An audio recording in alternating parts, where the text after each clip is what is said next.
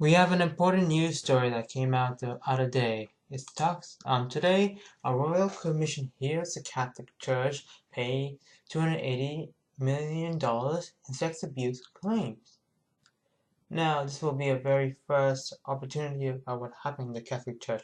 For those that do not know, approximately 4,400 and about 44 members of the Catholic Church in Australia have been called out in sexual abuse of children. Now, here's a brief summary of the Age report. The Catholic Church authorities have paid $280 million in compensation to victims of alleged child abuse in the past 35 years, a Royal Commission has heard. For the first time, detailed claims data released by the Royal Commission into the institution response to child services abuse on Thursday revealed the amount of financial compensation paid to alleged victim. Counsel assisting the commission, Gail SC, told the hearing Catholic Church had paid a total of etc. and that have come forward between 1980 to 2015. Now, this is not more than enough in my opinion, and it's a very long way coming, especially considering the fact that you have a lot of church preachers and priests who are responsible for the abuse heaped upon and children that they are responsible for.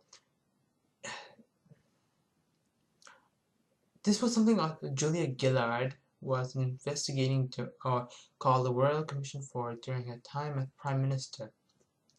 Granted, she didn't act as far as she was supposed to, and that many people would have liked because of the right-wing members of Labour. However, she was attempting to do some sort of investigation into this. And altogether, this is not nearly enough because once again the compensation is only $91,000 per claimant, and there's a lot more untold abuse going on in the church. That's the same for a lot of religious figures where you don't hold authorities in power to question. Now, what else can we expect from this? Well, for one, it says here, the total number of incidents of child abuse in the Catholic Church is much greater than what is being claimed. And only 2,854 have resulted in monetary compensation. A lot of it is really underreported, and whether it be peer pressure, shame, the fact that authorities actually literally covered this up. And this is not only going on in churches, it's going on in Catholic schools, it's going on in other churches and religious orders. And there's been reports in the 1950s, so the fact that this is happening right now and that we're getting this claim is long overdue in my opinion. So now what can I say?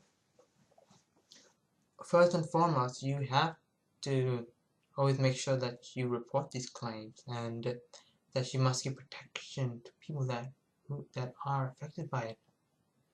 Secondly, you always have to make sure that the people responsible are always punished in due diligence of the law. We had a story the other day where a priest who was convicted by the church, but no, not by the church, but by the justice system, only got 3 years in prison. Now, I'm not usually against harsh sentences, but the fact remained that the church themselves were surprised that he got 3 years in prison because he's a priest, and usually judges don't convict this. We need an independent investigation into this matter, and we need to have it fast.